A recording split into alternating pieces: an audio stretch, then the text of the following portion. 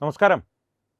പ്രേക്ഷകർക്ക് ഈ കഴിഞ്ഞ ദിവസങ്ങളിൽ ഈ പാറ്റാ സമരവും അവരുണ്ടാക്കിയ കലാപത്തിൻ്റെ പശ്ചാത്തലവും ഒക്കെയായി ബന്ധപ്പെട്ട് നിരവധി വീഡിയോകൾ തത്വമൈ ന്യൂസ് പ്രേക്ഷകരുടെ മുമ്പിൽ എത്തിച്ചിരുന്നു.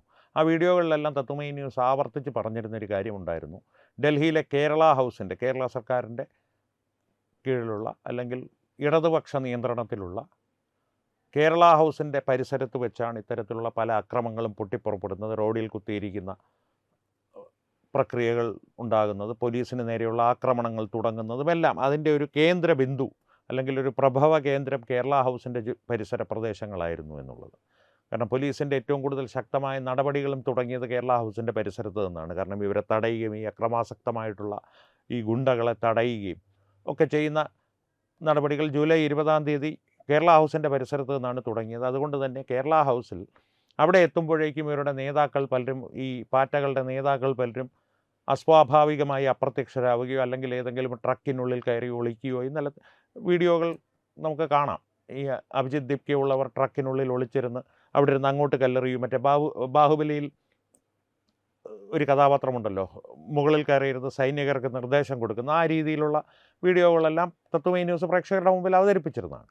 അപ്പോൾ ഇവിടെ ഇപ്പോൾ പ്രധാന പ്രശ്നമായി ഉയർന്നു വരുന്നത് കേരള ഹൗസാണ്. ഇപ്പോൾ പല മാധ്യമങ്ങളും അത് റിപ്പോർട്ട് ചെയ്ത് തുടങ്ങിയിട്ടുണ്ട്. തത്വമൈ ന്യൂസ് അത് ആദ്യമേ പറഞ്ഞിരുന്നു, ഇതിൻ്റെ ഒരു പ്രഭവ കേന്ദ്രം, ഇതിൻ്റെ ഒരു ആസൂത്രണം കേരള ഹൗസിനെ ചുറ്റിപ്പറ്റിയാണ് നടക്കുന്നത്. ഇപ്പോൾ കൂടുതൽ വിവരങ്ങൾ പുറത്തു വന്നുകൊണ്ടിരിക്കുകയാണ്. ഏറ്റവും പ്രധാനപ്പെട്ട വിവരം, ഈ ജൂലൈ 20 ഈ പാറ്റകൾ ഡൽഹിയിൽ അഴിച്ചുവിട്ട കലാപത്തിൻ്റെ ഒരു ആസൂത്രണം മുതൽ മറ്റ് പല കാര്യങ്ങളും, ഭാരത വിഭജനത്തിനുള്ളതും ഈ സമരമെന്നുള്ള പേരിലുള്ള ഈ ആഭാസ പ്രദർശനത്തിൻ്റെ ഇടയിലേക്ക് ഗുണ്ടകൾ നുഴഞ്ഞു കയറുവാനുള്ള സാഹചര്യങ്ങളും എല്ലാം ആസൂത്രണം ചെയ്യപ്പെട്ടത് കേരള ഹൗസിനെ ചുറ്റിപ്പറ്റിയാണെന്നാണ് സൂചന. പ്രത്യേകിച്ച് സമരക്കാരുടെ, ഈ പാറ്റകളുടെ നേതാക്കളായ സൗരവ് ദാസ് തുടങ്ങിയവർക്ക് കോൺഫറൻസ് ഹാള് സ്വതന്ത്രമായി വിട്ടു നൽകുകയായിരുന്നു കേരള ഹൗസിൻ്റെ നടത്തിപ്പുകാർ.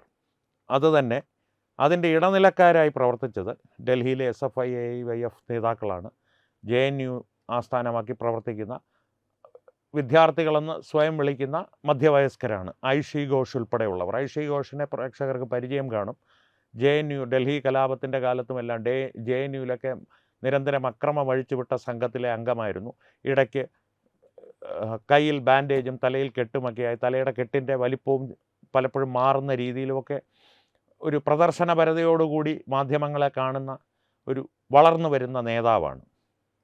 പശ്ചിമ ബംഗാളിൽ CPIMൻ്റെ സ്ഥാനാർത്ഥിയായി തിരഞ്ഞെടുപ്പിൽ മത്സരിക്കുകയും ചെയ്തിട്ടുണ്ട്.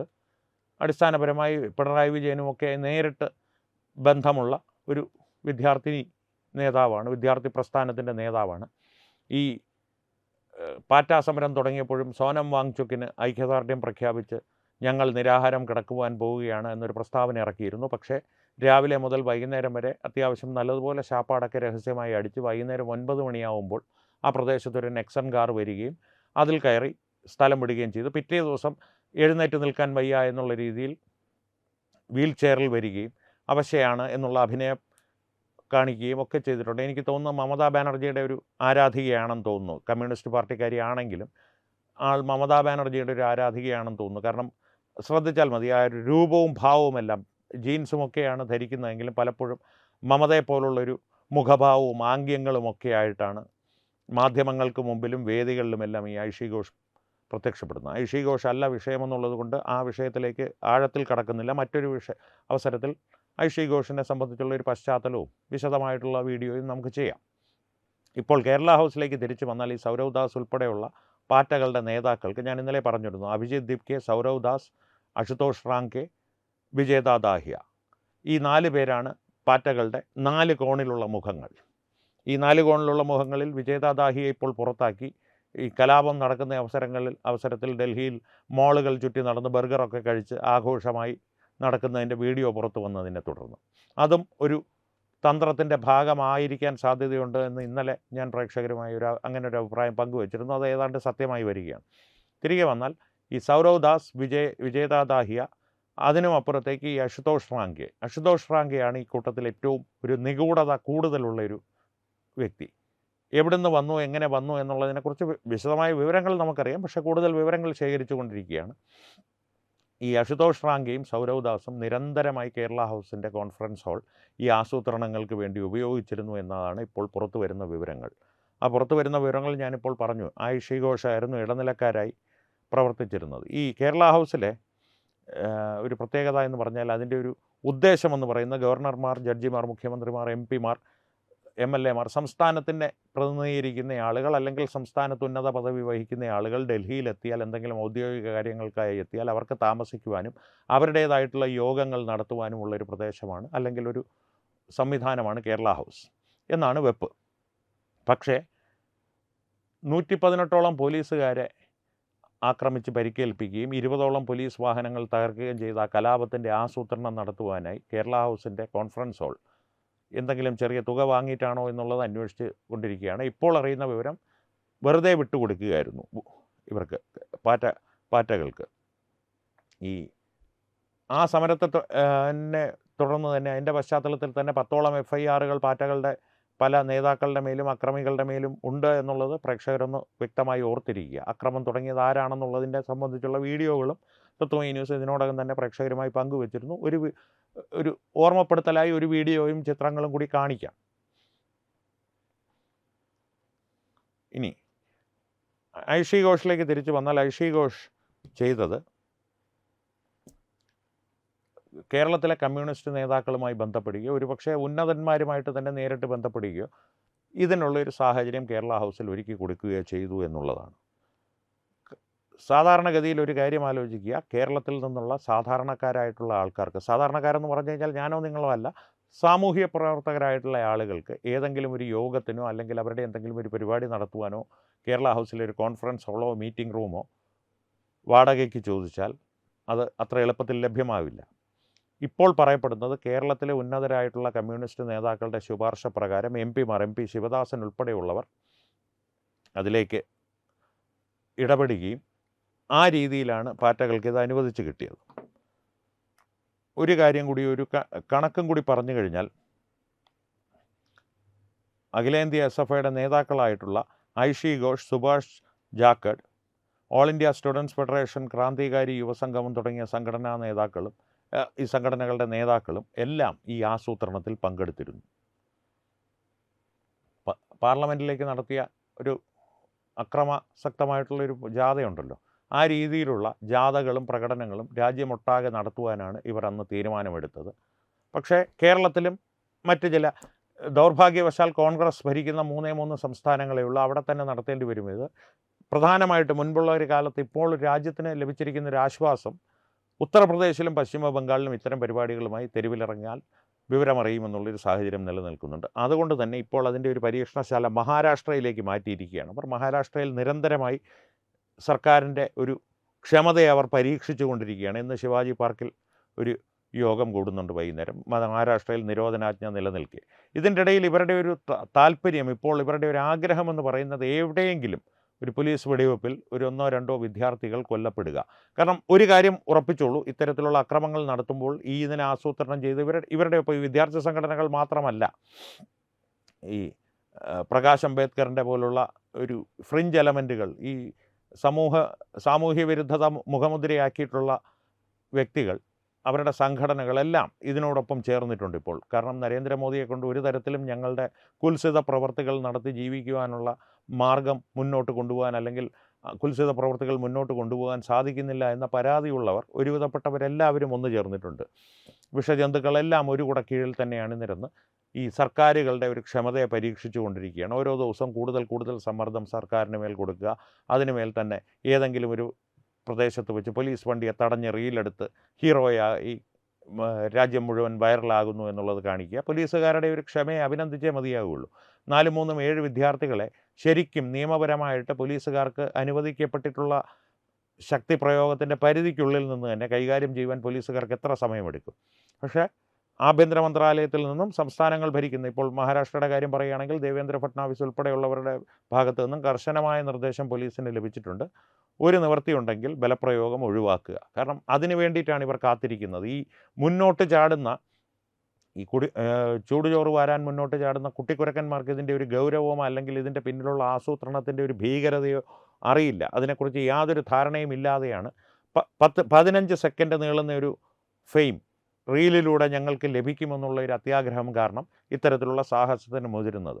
പോലീസിൻ്റെ ഭാഗത്ത് നിന്ന് എന്തെങ്കിലും തരത്തിലുള്ളൊരു ബലപ്രയോഗം ഉണ്ടായാൽ അവരാശുപത്രിയിലാവും, അവരുടെ ജീവിതം പാഴാകും. അവരുടെ മേൽ ഡൽഹിയിലാണെങ്കിൽ ഇനി മുതൽ ചുമത്തപ്പെടുവാൻ പോകുന്നത് ദേശീയ സുരക്ഷാ നിയമമാണ്. വലിയ താമസമില്ലാതെ അത്തരത്തിലൊരു സാഹചര്യത്തിലേക്ക് മഹാരാഷ്ട്രയും ഇവർ ചിലപ്പോൾ തള്ളിവിട്ടെന്ന് വരും. എന്തായാലും ഈ സമരം വിജയിക്കുവാൻ പോകുന്നില്ല. അതിനിടയിൽ രാജ്യത്ത് പരമാവധി കുഴപ്പങ്ങളുണ്ടാക്കുക, പ്രതിപക്ഷമാണെങ്കിൽ പാർലമെൻറ്റിൻ്റെ കവാടം ഉപരോധിക്കും ഞങ്ങളെന്നുള്ള രീതിയിലാണ് മുന്നോട്ട് പോകുന്ന. കാര്യങ്ങൾ മുന്നോട്ട് പോട്ടെ. പക്ഷേ ഇതിൻ്റെ ഒരു തുടക്കക്കാരനായ സോനം വാങ്ചുക് ഇപ്പോൾ നിരാഹാരം അവസാനിപ്പിച്ചു. പാറ്റകൾ ഇന്ന് 12 മണിക്ക് കോൺസ്റ്റിറ്റ്യൂഷൻ ഹൗസിൽ കേന്ദ്രമന്ത്രിമാരുമായിട്ട് JP നദ്ദ ഉൾപ്പെടെയുള്ളവർ, JP നദ്ദയും ജിതേന്ദ്ര സിംഗും 2 പേരാണ് സർക്കാരിൻ്റെ ഭാഗത്തു നിന്ന് ചർച്ചയ്ക്ക് വരുന്നത്. ചർച്ചയ്ക്ക് തയ്യാറായിരിക്കുകയാണ്. ചർച്ച ഇന്ന് വിജയിപ്പിക്കുവാനുള്ള താല്പര്യവുമായിട്ടാണ് പാറ്റകൾ പോകുന്നതെന്ന് ഞാൻ വിശ്വസിക്കുന്നില്ല. കാരണം അവർക്ക് ധർമ്മേന്ദ്ര പ്രധാൻ്റെ രാജി വേണം. ധർമ്മേന്ദ്ര പ്രധാൻ്റെ രാജി ഉടനെയെങ്ങും യാതൊരു തരത്തിലും BJP സർക്കാർ അംഗീകരിക്കുവാൻ പോകുന്നില്ല. അംഗീകരിക്കാൻ പാടില്ല താനും.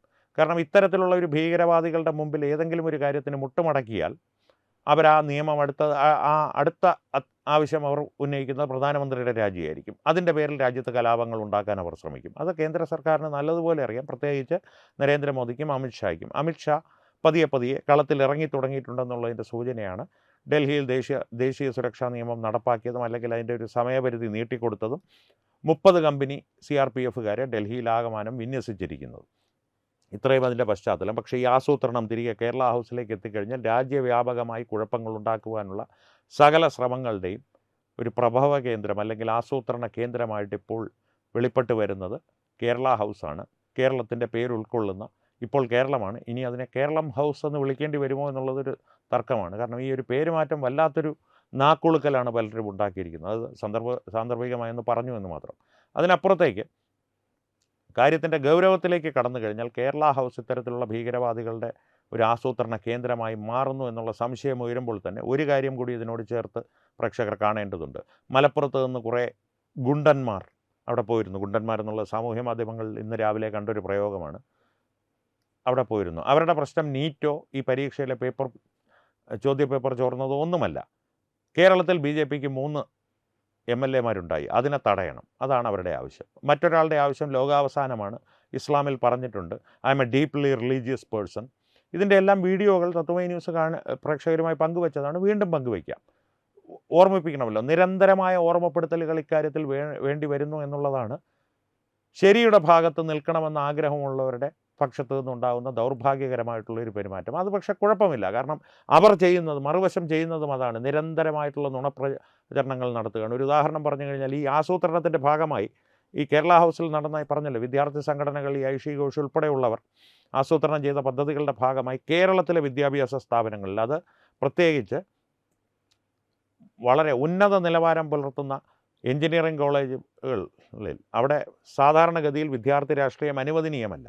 അവരുടെ ഇടയിൽ പോലും പ്രചരിപ്പിക്കുന്നത് ആദ്യം 12 കുട്ടികൾ ഇക്കാര്യത്തിൽ ആത്മഹത്യ ചെയ്തു നീറ്റിൻ്റെ പശ്ചാത്തലത്തിൽ. പിന്നെ അത് 20ആയി. പിന്നെ പ്രചരിപ്പിക്കപ്പെടുന്ന ഒരു നുണ, ഈ 20 കുട്ടികളുടെ ആത്മഹത്യയ്ക്ക് ഇടയാക്കി നീറ്റ് ചോദ്യപേപ്പർ ചോർച്ചയെ സംബന്ധിച്ച് വിദ്യാഭ്യാസ മന്ത്രി ധർമ്മേന്ദ്ര പ്രധാൻ യാതൊരു തരത്തിലുള്ള അന്വേഷണവും ഇതുവരെ നടത്തിയിട്ടില്ല. ആരെയും അറസ്റ്റ് ചെയ്തിട്ടില്ല, കുറ്റവാളികളെ ആരെയും അറസ്റ്റ് ചെയ്തിട്ടില്ല എന്നുള്ളൊരു നുണപ്രചരണമാണ് എഞ്ചിനീയറിംഗ് കോളേജുകൾ കേന്ദ്രമാക്കി ഇവർ നടത്തിക്കൊണ്ടിരിക്കുന്നത്. സത്യസന്ധമായി പറഞ്ഞാൽ നീറ്റ് ഏത് പ്രസ്ഥാനമാണോ അല്ലെങ്കിൽ സംവിധാനമാണോ നടത്തുന്നത്, ആ സംവിധാനം തന്നെയാണ് ഈ ചോദ്യപേപ്പർ ചോർച്ച കണ്ടുപിടിച്ചതും പുറത്തു കൊണ്ടുവന്നതും. അല്ലാതെ ഐഷി ഘോഷോ പിണറായി വിജയനോ ഇത് റഷ്യയിൽ നിന്നോ ചൈനയിൽ നിന്നോ കിട്ടിയ ഇൻ്റലിജൻസ് ഫയൽ വഴി കണ്ടുപിടിച്ച് പുറത്തു കൊണ്ടുവന്നതല്ല.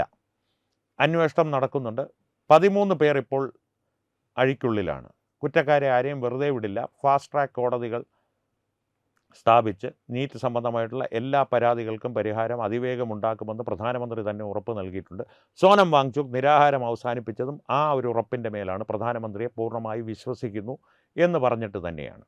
അപ്പോൾ സോനം വാങ്ചുക് ഉൾപ്പെടെയുള്ളവരാണ് ഈ സമരത്തിനൊരു പ്രചാരം നൽകിയത്. ഇപ്പോൾ SFI പോലുള്ള രാജ്യവിരുദ്ധ സംഘടനകൾ ചെയ്യുവാൻ ശ്രമിക്കുന്നത് ആ സമരത്തെ ഹൈജാക്ക് ചെയ്ത് അവരുടേതായിട്ടുള്ളൊരു പ്രക്ഷോഭമാക്കി രാജ്യം മുഴുവൻ അരാജകത്വം വിതയ്ക്കുവാൻ മാത്രമാണ്. അതിൻ്റെ പേരിലാണ് ഈ എഞ്ചിനീയറിംഗ് കോളേജ് ഉൾപ്പെടെയുള്ള ഇന്ന് പല എഞ്ചിനീയറിംഗ് കോളേജുകളിൽ തലസ്ഥാനത്ത് തന്നെ വളരെയധികം ഉന്നത നിലവാരം പുലർത്തുന്ന വിദ്യാഭ്യാസത്തിൻ്റെ കാര്യത്തിലായാലും പാഠ്യേതര പദ്ധതികളിലായാലും ഉന്നത നിലവാരം പുലർത്തുന്ന എഞ്ചിനീയറിംഗ് കോളേജുകളിൽ പ്രക്ഷോഭങ്ങളും പ്രതിഷേധങ്ങളും ആസൂത്രണം ചെയ്യപ്പെട്ടിട്ടുണ്ട്. ആ പ്രക്ഷോഭങ്ങളുടെയും പ്രതിഷേധങ്ങളുടെയും ഒരു അടിസ്ഥാന തത്വം ആയിട്ട് അവർ പറയുവാൻ പോകുന്നത് ഞങ്ങൾക്ക് രാഷ്ട്രീയമില്ല, പക്ഷേ ഞങ്ങൾ വിദ്യാർത്ഥികളോടൊപ്പമാണ്.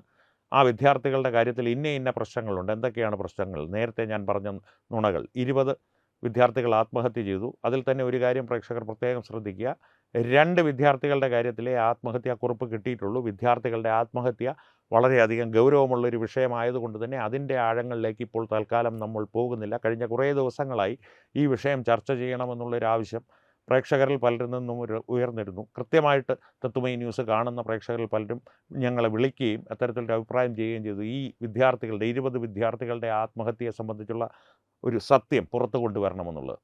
സത്യം പുറത്തു കൊണ്ടുവരാം, പക്ഷേ ഇതല്ല അതിൻ്റെ സമയം. കാരണം ഇപ്പോൾ ഏതെങ്കിലും തരത്തിൽ അത്തരത്തിലുള്ള സത്യങ്ങളിലേക്ക് നാം പോകാൻ ശ്രമിച്ചാൽ കണ്ടില്ലേ വിദ്യാർത്ഥികളുടെ ആത്മഹത്യയെ എത്ര ക്രൂരമായിട്ടാണ് അവർ വിശകലനം ചെയ്യുന്നത്. ഇവർക്ക് മനസാക്ഷിയില്ല, ഈ സമയത്താണോ ഇതൊക്കെ പറയേണ്ടത് എന്നൊരു സ്ട്രോമാൻ ഫാലസി മുന്നോട്ട് വെച്ച് ഗോൾ പോസ്റ്റ് മാറ്റി അവർ അതിലും ഒരു സഹതാപം സൃഷ്ടിച്ചെടുക്കുവാൻ ശ്രമിക്കും. അതുകൊണ്ട് തന്നെയാണ് ബോധപൂർവം ആ വിഷയത്തിലേക്ക് ഇപ്പോൾ തത്വമയി ന്യൂസ് കടന്നു ചെന്നിരിക്കും. അതിന് യാതൊരു സംശയവും വേണ്ട. 20 വിദ്യാർത്ഥികളുടെ കാര്യത്തിൽ ഓരോരുത്തരുടെയും ആത്മഹത്യയുടെ പശ്ചാത്തലവും അതിൻ്റെ പരിണാമവും ഇപ്പോൾ നടക്കുന്ന അന്വേഷണങ്ങളും എന്തായിരുന്നു അതിൻ്റെ സാഹചര്യങ്ങളും എല്ലാം പരിശോധിച്ചിരിക്കും നമ്മൾ. അത് തത്വമയി ന്യൂസിൻ്റെ ഉറപ്പാണ്. ഇനി തിരികെ ഈ പ്രക്ഷോഭത്തിലേക്ക് വന്നാൽ ഇതിൻ്റെ എല്ലാം ആസൂത്രണങ്ങൾ തുടങ്ങുന്നത് കേരള ഹൗസിൽ നിന്നാണ്. അതിൻ്റെ പ്രതിഫലനങ്ങളോ അല്ലെങ്കിൽ അനുരണനങ്ങളോ ഉണ്ടാകുന്നത് കേരളത്തിലെ വിദ്യാഭ്യാസ സ്ഥാപനങ്ങൾ ഉൾപ്പെടെയുള്ള നമ്മുടെ മക്കളും കൊച്ചുമക്കളും ഒക്കെ പഠിക്കുന്ന വിദ്യാഭ്യാസ സ്ഥാപനങ്ങളിലാണ്. അതും യാഥാർത്ഥ്യബോധത്തോടു കൂടിയുള്ള ഒരാവശ്യത്തിന് വേണ്ടിയിട്ടല്ല, സത്യസന്ധമായൊരാവശ്യത്തിന് വേണ്ടിയിട്ടല്ല, നുണപ്രചരണങ്ങളുടെ മുകളിൽ കെട്ടിപ്പടുത്ത ഒരാവശ്യത്തിന് വേണ്ടിയിട്ട് മാത്രമാണ്. ഇപ്പോൾ പ്രേക്ഷകരോട് അവസാനമായിട്ട് പറയാനുള്ളത്, ഇത്തരത്തിലുള്ള അരാജകത്വത്തിനുള്ള ശ്രമങ്ങളുടെ ആസൂത്രണം നടക്കുന്നത് കേരളത്തിൻ്റേതാണ് എന്ന് പറയപ്പെടുന്ന കേരള ഹൗസിലാണ്. അപ്പോൾ ഈ മുൻ MP ശിവദാസനെ പോലുള്ളവർ, ഞാൻ ആദ്യം അദ്ദേഹത്തെ MP ആണെന്നാണ് പറഞ്ഞതെന്ന് തോന്നുന്നു, മുൻ MP പോലുള്ളവർ ഇത്തരത്തിലുള്ള സാഹചര്യങ്ങൾക്ക് അവസരമൊരുക്കാനായിട്ട് ഇടനിലക്കാരായി നിൽക്കുമ്പോൾ കേരളത്തിലെ ഇടതുപക്ഷത്തിൻ്റെ ഒരു മനോഭാവം വീണ്ടും കൂടുതൽ തെളിമയോടെ നമ്മുടെ മുമ്പിൽ വ്യക്തമായി വരികയാണ്.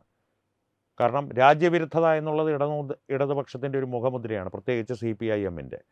ചൈനയുടേതെന്നും ഭാരതത്തിൻ്റേതെന്നും പറയുന്ന സ്ഥലത്തിന് വേണ്ടിയിട്ടുള്ള യുദ്ധമാണിത് എന്ന് അക്സായ് ചിൻ പിടിച്ചുകൊണ്ടുപോയ നെഹ്റുവിൻ്റെ ചരിത്രപരമായ മണ്ടത്തരത്തിൻ്റെ പശ്ചാത്തലത്തിലുണ്ടായ യുദ്ധത്തെക്കുറിച്ച് വിശേഷിപ്പിച്ച രാജ്യവിരുദ്ധരാണിവർ. അവരിൽ നിന്ന് കൂടുതൽ എന്തെങ്കിലും നാം പ്രതീക്ഷിക്കുന്നുണ്ടെങ്കിൽ ആ പ്രതീക്ഷ വേണ്ടത് രാജ്യവിരുദ്ധതയുടെ കാര്യത്തിൽ മാത്രമാണ്. രാജ്യസ്നേഹത്തിൻ്റെ കാര്യത്തിൽ ദേശാഭിമാനി എന്നൊരു പത്രമുണ്ടെങ്കിൽ തന്നെ അവരാ ദേശമെന്ന് ഉദ്ദേശിക്കുന്നത് ആദ്യം റഷ്യയും പിന്നെ ചൈനയുമാണെന്നുള്ളത് മനസ്സിലാക്കി തന്നെ അവരെ സമീപിക്കുക, അവരുടെ പ്രവർത്തികളെ വിശകലനം ചെയ്യുക. അതുമാത്രമാണ് തത്വമയി ന്യൂസിന് പ്രേക്ഷകരോട് ഒരു അഭിപ്രായമായി പറയുവാനുള്ളത്. ബാക്കി ഈ വിശകലനത്തെ സംബന്ധിച്ചുള്ള നിങ്ങളുടെ അഭിപ്രായങ്ങൾ കമൻറ്റുകളിലൂടെ തീർച്ചയായും ഞങ്ങളുമായി പങ്കുവയ്ക്കുക.